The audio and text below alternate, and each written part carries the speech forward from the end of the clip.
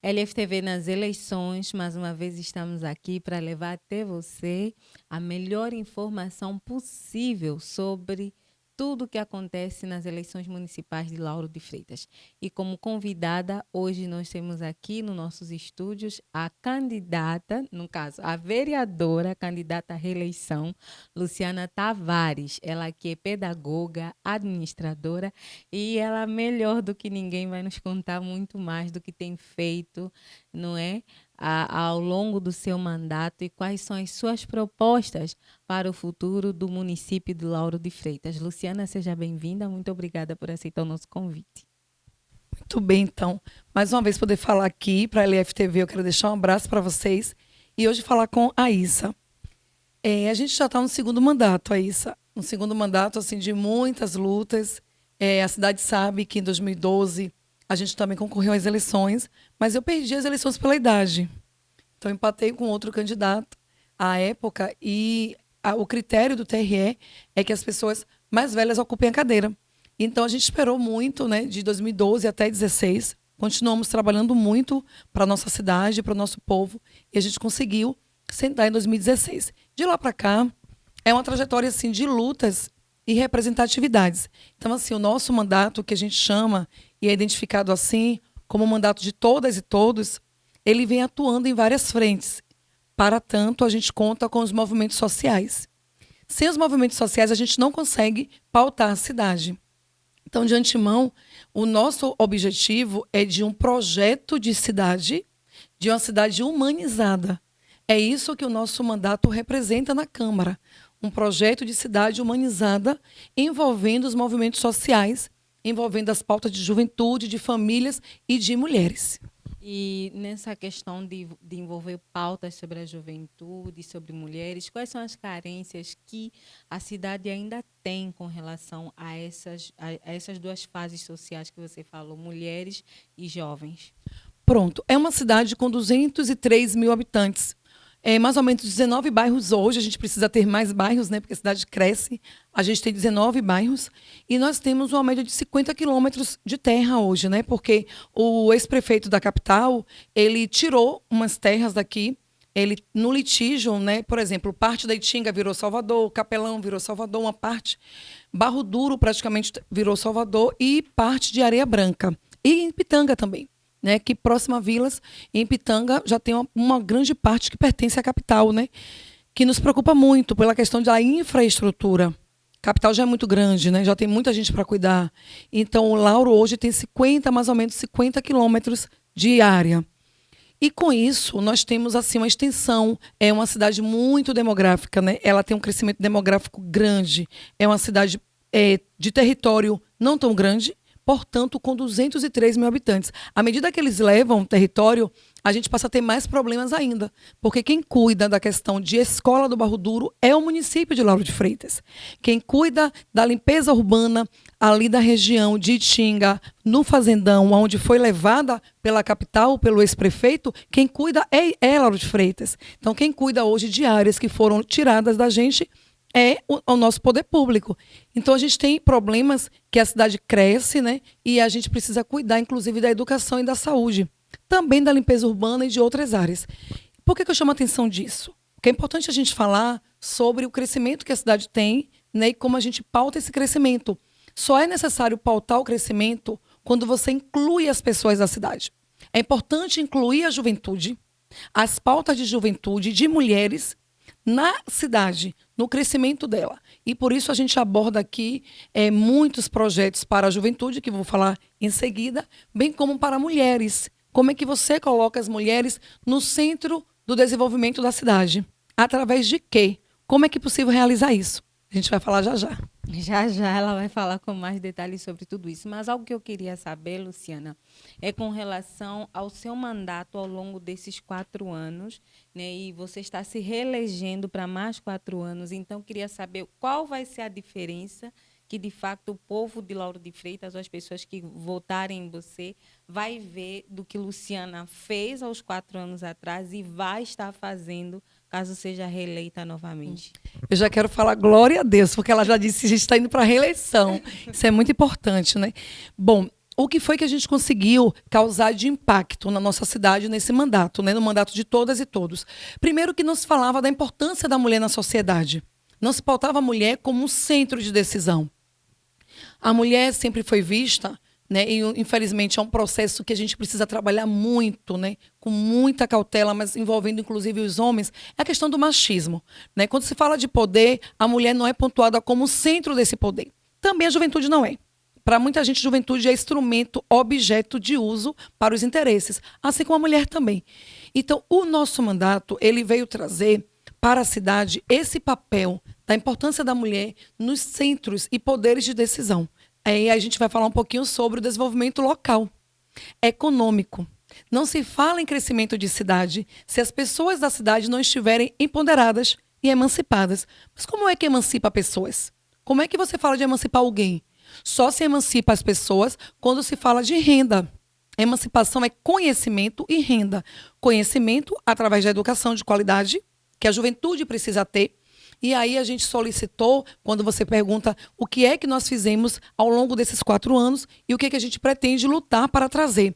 Nós lutamos na Câmara por uma escola modelo aqui na região, no nosso município. Já tínhamos o CEPTIC e a gente lutou por mais uma escola. Essa escola veio, foi contemplada e hoje ela está no bairro de Portão. E eu quero continuar lutando agora pela escola, né, de educação fundamental e básica do ensino médio em Areia Branca.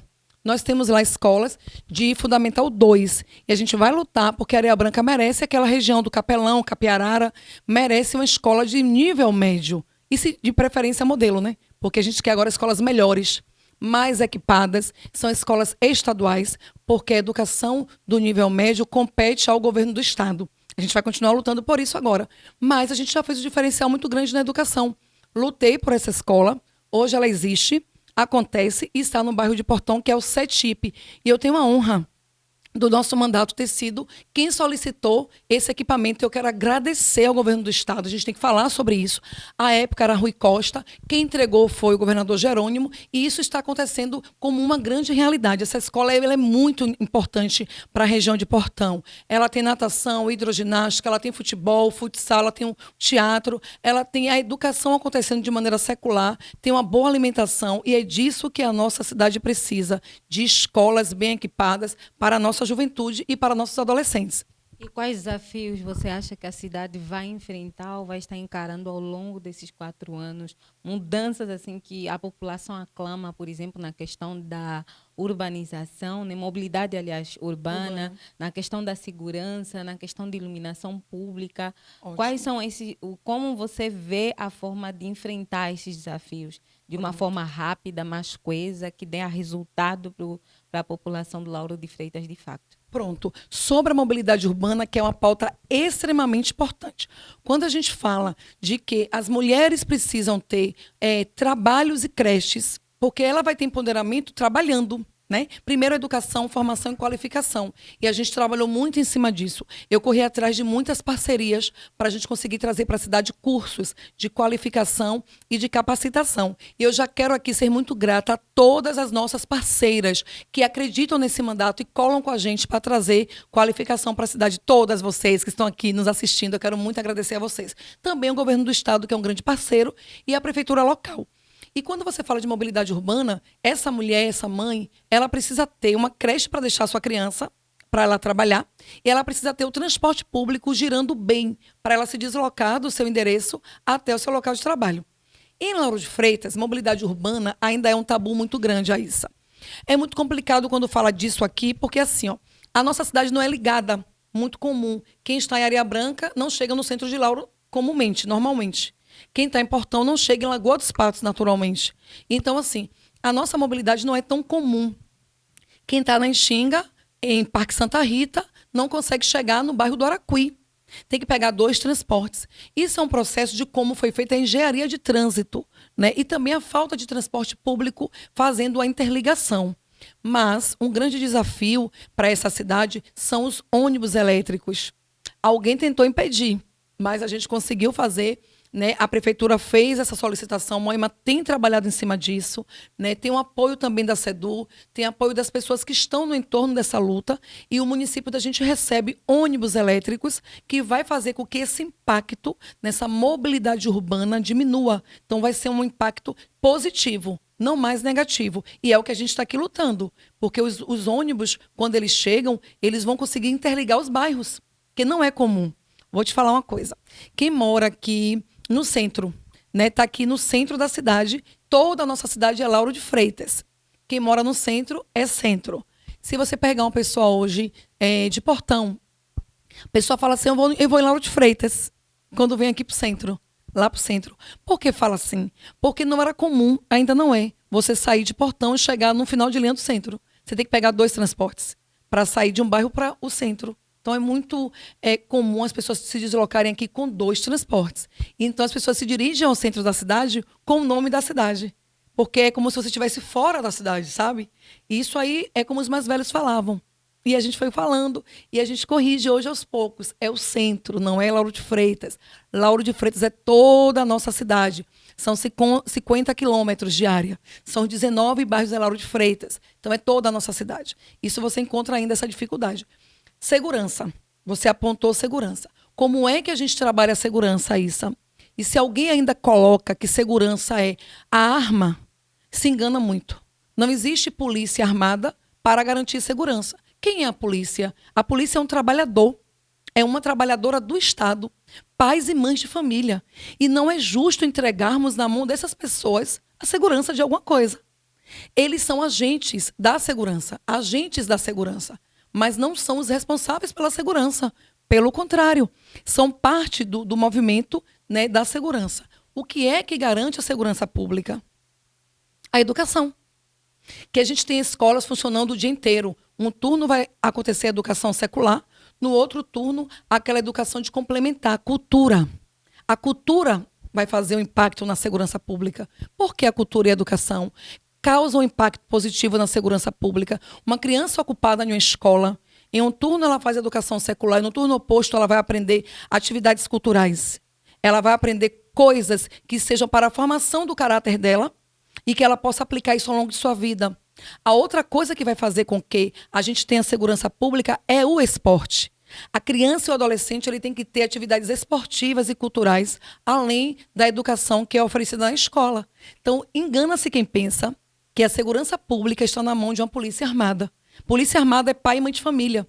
É o Estado que dirige essa segurança. Portanto, a segurança não se dará nunca em lugar nenhum dessa história que seja diferente de incluir a educação, a cultura e o esporte. Somente a cultura, a educação e o esporte é capaz de fazer transformações nas cidades. Então, a educação, a saúde é importante também, as pessoas precisam ter acesso à saúde, mas a cultura, a educação e o esporte são responsáveis pela segurança pública. Portanto, gestores, vereadores e vereadoras precisam ter o olhar apurado pela valorização da educação, da cultura e do esporte. São esses viés que vão fazer a diferença e vão causar um impacto positivo na segurança pública. Luciana falou sobre a solicitação de ônibus elétricos aqui para o município. Eu queria saber por que só agora essa solicitação foi feita. Houve algum impedimento muito antes? Porque nós estamos a falar de um problema que já é de anos, mas atualmente, né, tem se visto através das mídias que a prefeitura tem tentado resolver. Mas por que só agora essa solicitação foi feita? Na verdade, a questão do transporte em Lauro, ele é um problema grande e não é só sobre o agora. A gente tem outros caminhos. Por exemplo, eu quero aqui parabenizar os Ligeirinhos, que é uma cooperativa também de carros pequenos que consegue deslocar as pessoas da cidade. Eles conseguem tirar a pessoa de um bairro para o outro. Então, a gente também não pode aqui anular, né, os outros setores. O ônibus que está chegando, que é o elétrico, é um processo que vem há muito tempo. Já vem essa constância aí de tentar esse veículo. Hoje a gente consegue divulgar isso nas mídias, a licitação deles. Mas a luta por eles não é de agora. Desde que o metrô, que é necessário, a gente sonhou com esse metrô. Todo mundo sonhava com o metrô. O metrô chegou, bacana. Só que o metrô, ele não serve para quem mora dentro dos bairros. O metrô em Lauro, ele nos interliga até a capital. E eles nos coloca até o aeroporto. E quem precisa se deslocar para dentro do bairro faz como? Então a gente focou muito no metrô. Era o metrô, o metrô parou ali no aeroporto. A tendência é que ele continue. Vá até Portão, que é o último bairro da cidade. E aí você vai ter essa linha passando do transporte principal, que é o metrô. E a cidade, ela precisa ter essa mobilidade para além do metrô. Quando chegou o metrô, foi muito positivo e continuou o problema que era interligar os bairros. Aí nasce no município o interesse de lutar por esta pauta desses ônibus que interligasse, né, o metrô aos bairros. Então, não foi de agora, isso desde quando recebemos o metrô. Antes disso, a gente funciona com as Topics, né, os ônibus menores, os alternativos, que ainda é muito aquém do que nossa cidade precisa. Por isso, essa luta que do metrô resolveu uma parte, mas nem, para mim, na minha opinião, nem 50%. E eu acho que o ônibus elétrico ele vem completar isso, mas também não resolve de uma vez só. São várias vertentes aí para a gente trabalhar, mas que vai ser um grande avanço. Eu acho que o ônibus ele vai ser um grande avanço, mas não resolve de uma vez. O que vai resolver também é que as pessoas consigam se deslocar com mais facilidade em horários também. Uma pessoa que pega serviço 8 horas da manhã na capital tem que sair de casa às 6h30 da manhã para chegar até o metrô e do metrô conseguir chegar no seu trabalho. Então, quais são as propostas que Luciana disse que tem para apresentar e para a juventude na questão também da mulher com relação ao seu mandato, caso seja reeleita novamente? Então, a gente já pensa, né, em dar continuidade a essas pautas estruturantes. Nós causamos um impacto muito positivo nessa cidade, né? Por exemplo, a cidade não falava, e ainda quando eu falo isso, muita gente fica assim, com o olhinho, né, que não é militante da economia solidária. A gente percebeu o impacto que a economia solidária trouxe. A economia solidária é uma concepção de vida e compreende diversas bandeiras, inclusive as feiras que acontecem nesse município, com mulheres empreendedoras à frente dessas feiras. E eu quero aqui parabenizar as meninas que cuidam disso, né? As mulheres funcionárias desse departamento, que é um departamento público aqui em uma secretaria, que é a CETREL. Quero parabenizar todas as mulheres que estão nesse departamento. Elas cuidam de famílias nessa cidade, que são mulheres que estão à frente disso, e alguns homens também, que acompanham essa pauta da economia solidária. E, dessa forma, a gente trabalha também o comércio local.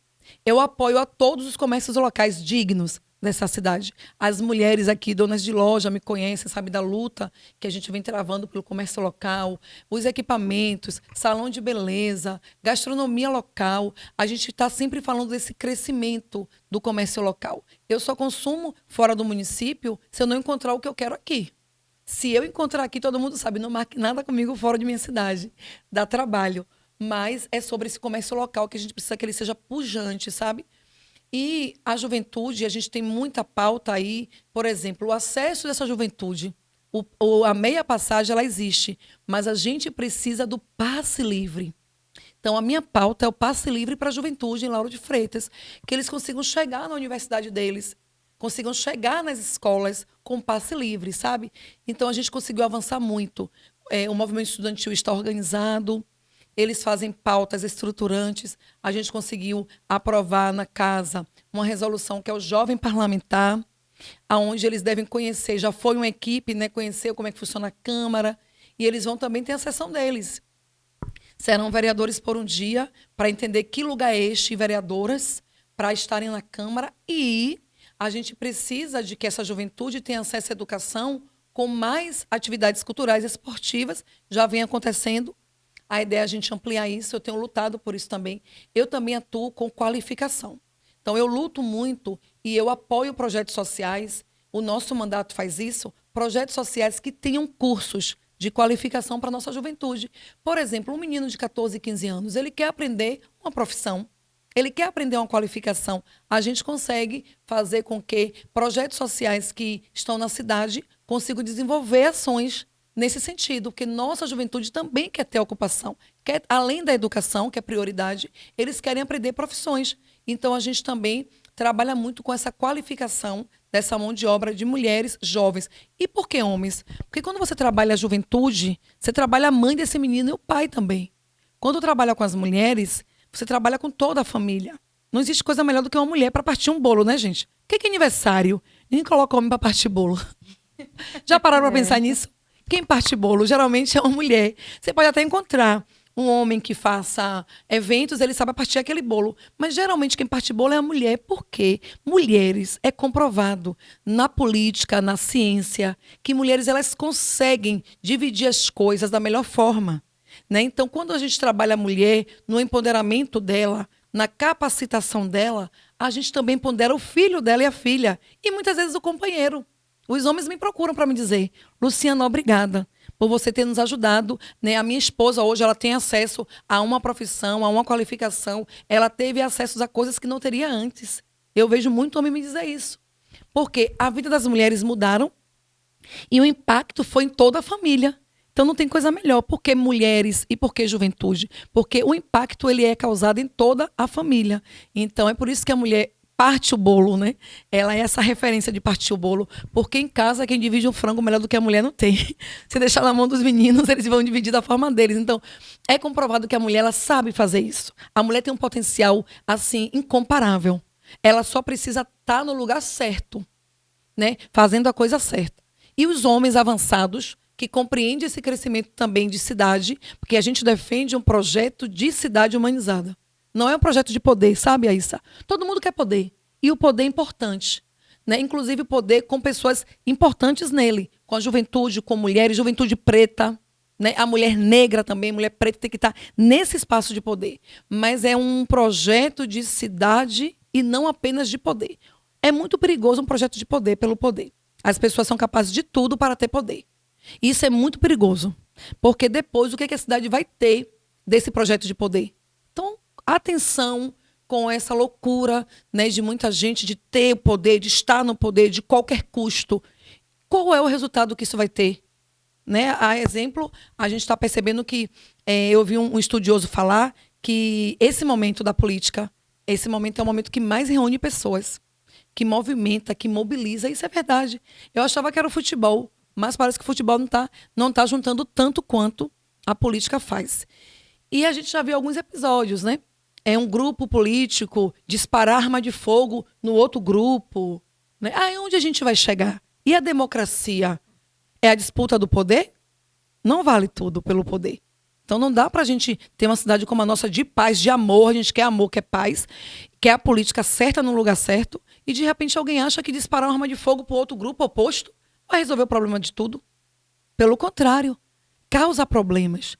E eu quero me solidarizar ao meu colega Decinho, que teve uma pessoa do seu grupo que foi atingida, ao pai de família que foi atingido.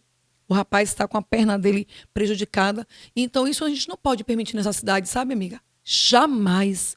Não é a disputa do poder. É o projeto de cidade melhor para quem vive nela. É isso que a gente defende. Falou sobre disputa de poder, muito bem. E já para finalizar, eu queria que Luciana fizesse um resumo para os espectadores que acompanham essa entrevista, não é? Porque muitas pessoas, de fato, Luciana, apesar de todo esse movimento político, nós vamos às ruas, a LFTV conversa com as pessoas, elas se encontram desesperançadas de uma certa forma, né? Porque sabemos que, infelizmente, por conta desse poder, né, a política acaba sendo também um meio de muitas falácias, onde as pessoas já não acreditam mais, por exemplo, na palavra de alguém que quer fazer o melhor pela cidade, ou na palavra de pessoas que, de fato, têm um projeto positivo para o avanço do município. Então, qual a mensagem que você deixa, não só para os seus eleitores, porque Luciana já é uma vereadora conceituada, mas para pessoas novas que talvez nunca ouviram assim em primeira mão Luciana falando sobre esses projetos? Então, primeiro que a gente não pode ficar nessa coisa do não gosto de política, sabe? Porque já se dizia que quem não gosta de política é governado por quem gosta. Então, esse negócio de não gostar de política foi colocado na sociedade por um grupo político que queria dominar tudo e continua colocando lá na política novos partidos. A política não é bom, não é legal. Para quem? Porque até hoje se cria partido político, até hoje tem gente lá poderosa, empresários, ricos, né? Lá no Congresso, por exemplo, votando na lei da reforma da Previdência. Quem foi que defendeu isso? O que foi a reforma da Previdência? Foi prejuízo para quem? A reforma da Previdência, ela prejudicou trabalhador e trabalhadora. E o voto passou. Porque o nosso povo lá, deputados e deputadas, que defenderam trabalhadores e trabalhadoras, era uma classe menor do que a classe dominante, que são os empresários ricos e endinheirados. Tem alguma coisa errada aí, Aissa? Por que a política não é bom? Não é bom para preto, pobre, trabalhador e periférico. É isso que dizem pra gente. Então, gente, a política ela não é ruim. O que importa é que a gente precisa escolher os representantes da política, precisamos ler sobre. E a gente tem que estar muito atenado para o Congresso. Lá dentro, hoje, tem uma grande maioria de deputados e deputadas que não nos defendem. E isso é perigoso na política. Essas leis que são aprovadas é pela maioria. Quem é essa maioria? Quem foi que fez o corte de 20% da educação? Passou. A PL da educação, foi reduzido o investimento na educação. Quem foi que aprovou? Quem foi que aprovou a redução de investimento na saúde? Passou. Foi aprovada. Deputados e deputadas. Ora, tudo passa pela política. E esses prejuízos é do povo. Então, nós precisamos conhecer a política, estudar sobre ela e gostar da política, porque tudo é definido na política. Então, alguém que queria nos tirar você, quanto mulher preta, desse microfone, porque comunicação é poder, queria tirar mulheres como eu da política, querem ainda, querem tirar a juventude dela, querem tirar quem a mais interessa a política, querem nos tirar dela. Então, essa frase clichê, a política não presta, ela é colocada de propósito no meio da sociedade, para que nós nos afastemos dela. Então, o conselho que eu dou, e que para mim mesma eu uso todos os dias, é a primeira coisa, que você precisa ter um olhar aguçado e um ouvido apurado, para que você possa medir, de fato, os interesses das pessoas. E a educação, como sempre a educação. A leitura, né, a curiosidade de buscar saber qual é o partido A e B, o que é que esse partido defende, qual é o histórico desse partido, o que é que ele fez pelas pessoas que mais precisam, que é a maioria dos brasileiros e brasileiras, né? Qual é o objetivo desse partido, a quem ele inclui, para quem ele atua, o que é que ele faz pela classe trabalhadora, que somos a maioria, porque esse país, Aissa, é construído pelo povo que trabalha no braço para segurar esse país. O rico aqui no Brasil é um nicho pequenininho, é um pouquinho de rico, né? E a maioria é trabalhador e trabalhadora. Então, muita gente critica algumas políticas de inclusão e reparação porque quer ver o povo na miséria, quer ver o povo acordar e passar fome de manhã e não ter nem estima para poder procurar um emprego. Mas tem alguém aí que está faturando bilhões. Porque milhão, gente, milhão é para Big Brother, viu? Agora a ideia é bilhão e trilhão.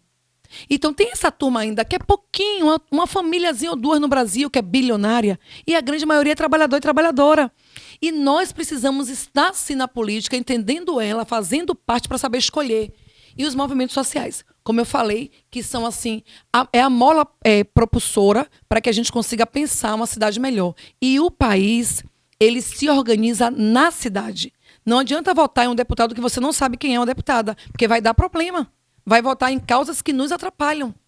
Não somente essa da reforma da Previdência, não somente essa de diminuir o investimento da educação e da saúde, diversas outras. A gente passaria aqui o dia inteiro, eu vou fazer questão, me convida de novo.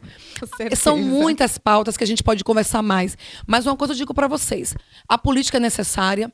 Nós precisamos, sim, saber estudar a vida desses políticos e políticas, o que fazem lá. Eu conheço aqui um cidadão que só faz criticar, criticar, criticar, ninguém presta. E ele o que é que faz? Qual é o compromisso dele? Qual é a pauta estruturante que ele faz? Ninguém vê. Então também não adianta a gente dar oportunidade para quem também só sabe apontar. Tem que fazer a diferença na política, sabe? Então é isso que eu venho dizer para vocês. Estou à disposição dessa cidade para o que essa cidade precisar. Em pautas estruturantes, contem sempre comigo, como eu sempre estive aqui ao lado do nosso povo e pretendo continuar lutando. E para quem quiser saber mais da vereadora Luciana, onde é que procura, como é que faz? Então, nós temos um site que está à disposição de vocês, que é vereadora Luciana Tavares. Nós temos também o Instagram, que é vereadora Luciana Tavares, temos Facebook, tem alguns impressos rodando aí na cidade, né? E é muito fácil me encontrar na Câmara, Sala 19, me encontro lá no anexo da Câmara e na rede social me aciona que me acham. Muito bem, assim foi a LFTV nas eleições. Esperemos que você aí do outro lado, espectador, esteja totalmente esclarecido sobre tudo que foi abordado aqui com a nossa convidada de hoje e até a próxima.